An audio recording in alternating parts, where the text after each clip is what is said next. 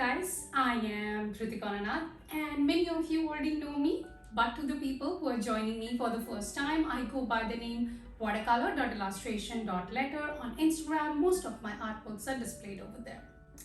I also have this YouTube channel where I give out videos every week. There are about 2 videos, one releasing on Wednesday and one releasing on Sunday. So what are we going to paint today? It's a very exciting topic and I'm going to discuss 5 important reasons of why you should do a thumbnail sketch.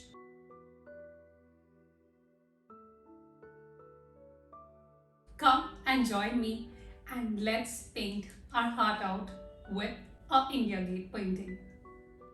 The first and the most important point is create small to understand the composition and the flow. One of the most important part of watercolor painting is composition. Creating small artwork only helps to balance a composition but also allows to understand how exactly the subject needs to be placed. As per the rule of thirds, if we have any painting, the subject should lie on the focus point. You can see it from the painting on the left side. You can make grids while you sketch to exactly place the subject and the rest of the elements. I usually keep my corners pretty boring and the whole of the painting is usually concentrated in the bottom half. I am right now going ahead and just adding the composition in a very simple and easy manner. Let's go ahead with the second most important point. The second most important point is all about proportions. Why is it important to go ahead and understand the proportions? If you have a correct proportion that you can add on a smaller painting, you will have a better final outcome. That's one of the main reasons of how we go about a watercolor painting. If your sketch is correct, which is practically a framework of your final painting is going to be correct in terms of all the right elements as well as the correct perspective which we want to add to this painting. The third and one of the most important aspect of a watercolor painting is values and various color experimentation. For this particular painting, I did experiment with 2 different colors and one is more earthy, that is going ahead with my Naples yellow, my burnt sienna as well as my sepia. You can also go ahead with one single color which I did experiment with in the second go, and it was all about experimenting with Payne's gray. Values really helps us to understand whatever is closer to us will be in darker shade, whatever is far away from us will be in lighter shade. Along with it, we have to create the depth in the painting, and it can only happen when we have light and shadows in the correct place. Every painting will have its own light and shadow if it's not a very gloomy day. I usually prefer days which are more sunny, and hence it gives an edge to my painting when I add the light as well as the shadow. You can see my darker values are on the left side of the India Gate and my lighter values will be on the right side of the India Gate. If you are someone who is new to watercolors and doesn't have much knowledge about values, you should go ahead and watch my earlier video, Why Should We Paint with One Single Color, that is in monochrome. While we continue working with this limited watercolor palette, I would like to let you know why I usually choose a monochrome painting or a limited palette watercolor. Now, first of all, it really helps me to end all my struggles of color mixing. You can also go ahead with one single color rather than using 3 shades over here, which is brown. You can go ahead only with sepia to create it. I usually gain more consistency as well as I need to use only 3 to 4 colors in this case, which means that my control over the color mixing increases. It usually even simplifies my thought process, and some of the most amazing work can be created this way. One of the major tensions when you are starting out with watercolors is how to mix your color. Will you get all those grays and dark colors that you see happening at the beginning of your watercolor journey? That is completely gone away when you use a monochrome or a limited palette. The fourth most important aspect of a thumbnail sketch is exploring more options. Exploring more options is all about creating different artwork in various colors, shade, hues, values, etc. It also helps you to understand where exactly you want to add your darker, lighter values in the whole of the painting. Do you want to create light and shadow, or you want to create a gloomy day, or you want to create only a pencil or a dark sketch and just go ahead with some shading? It leaves you with so many options that you can choose and see which works best for you.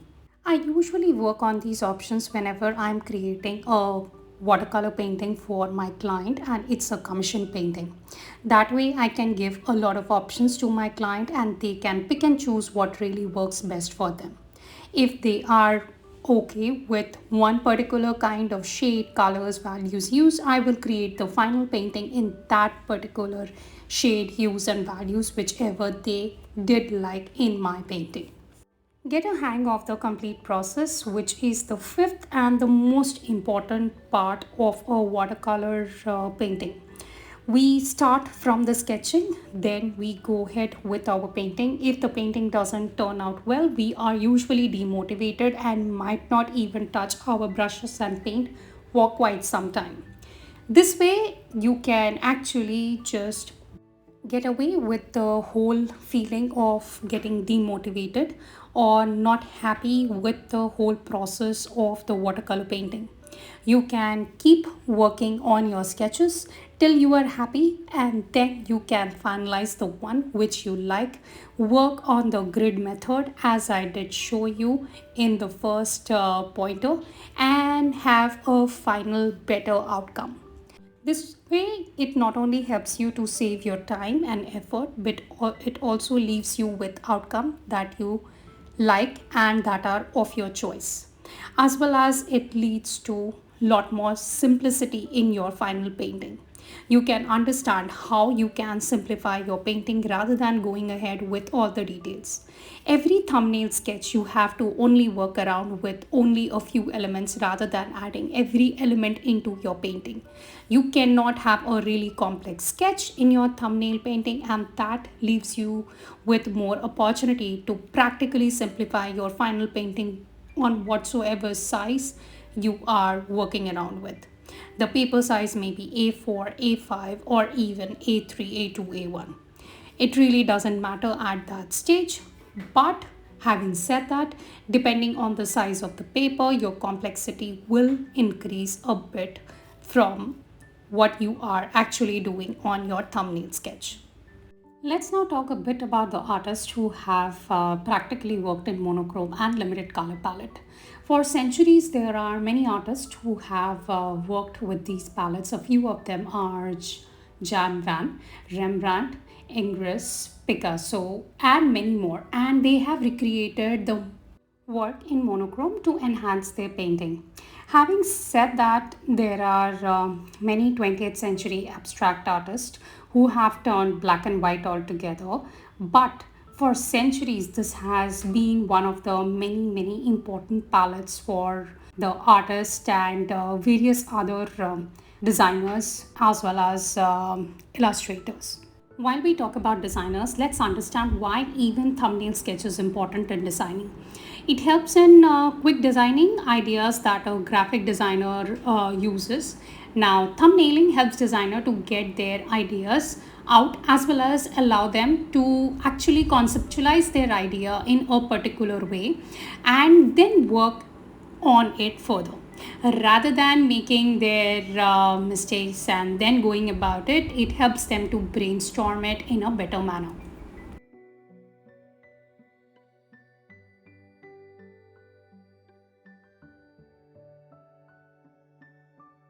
It has a major use when there are a lot of people who are working on a complete project. There are various team members, and each team member can create various small thumbnail drawings. The purpose of it is to immediately sketch their ideas on the thumbnail without getting into much of the details, as well as it really helps to give a preview of what exactly and how exactly their final outlook will be.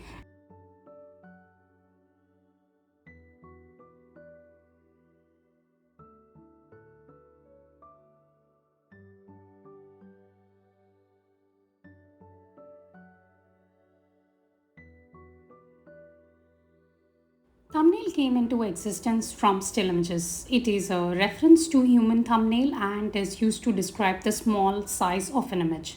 So, whenever you are working on a thumbnail, you do understand that it has to be a really, really small size, though the particular compositions that we have created is not exactly the size of a thumbnail. You can always pick and choose the kind of size that you want to use as a thumbnail, sketching or painting, whatsoever it is. For me, it's more like a rectangular one, as I would be going into a A4 size painting. But for you, can always choose whether it be a rectangle, it being a square, or whatsoever size you have chosen for your final painting. You can decide the thumbnail accordingly.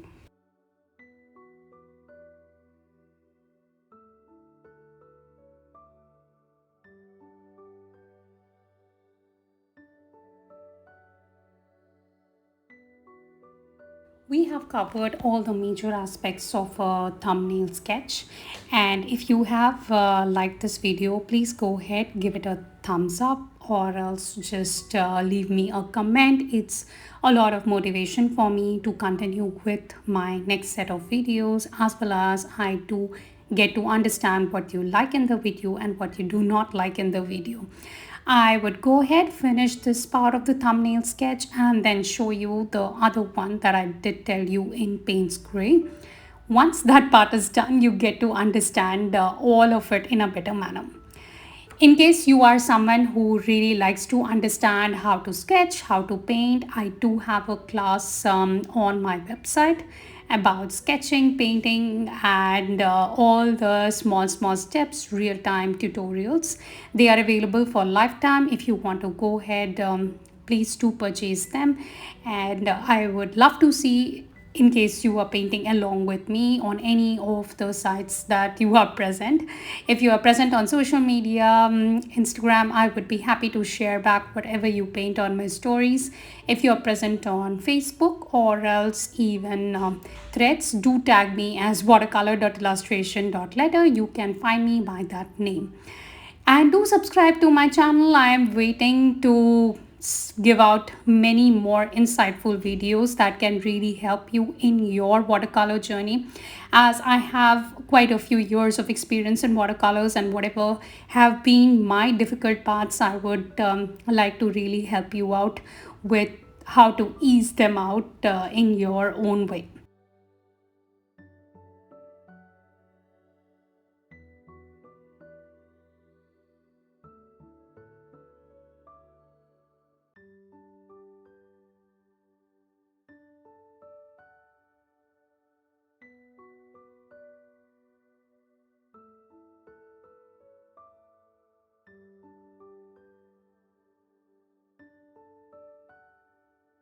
Can't wait to see you guys again on Sunday, and happy painting to each one of you who is actually getting into the world of watercolors.